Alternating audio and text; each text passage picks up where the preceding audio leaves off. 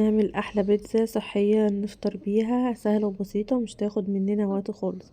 معايا طاسة كده على النار، حطيت فيها مكعب زبدة. اول ما الزبدة بتاعتنا كده تسيح، معايا 2 بيضة هكسرهم في الطبق بتاعي بالشكل اللي انتوا شايفينه ده.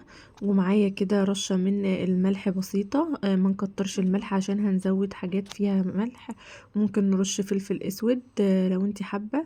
والزبدة بتاعتي ساحت كده، هنزل بيه البيض بتاعي كده في الطاسة بتاعتي. ومعايا كده بسطرمة هقطعها قطع متوسطة بالشكل ده، هحطها. وممكن لانشون، ولو مش متوفر خالص عادي ممكن ما نحطش. وهجيب العيش بتاعي احطه على البيض بتاعي بالشكل ده قبل ما البيض بتاعنا يستوي، عشان البيض يمسك في الساندوتش بتاعه. اول ما يستوي بالشكل ده هقلبه كده. ومقطعه خضار، طماطم على فلفل اخضر، ولو متوفر فلفل الوان.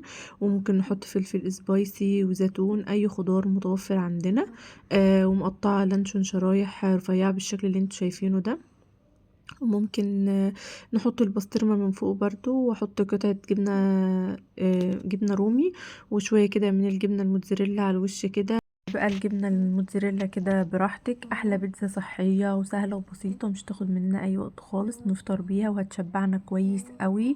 مش هتحتاجي تفطري حاجة جنبها تاني، مع خيارة كده وكوباية شاي بلبن. واحلى فطار ممكن تفطري بيها. نقطع كده البيتزاية بتاعتنا، خطيرة قوي وطعمها حلو. الجبنة بتاعتنا ساحت، ما خدتش مننا وقت خالص. كنا مجهزين احلى بيتزا ممكن نفطر بيها.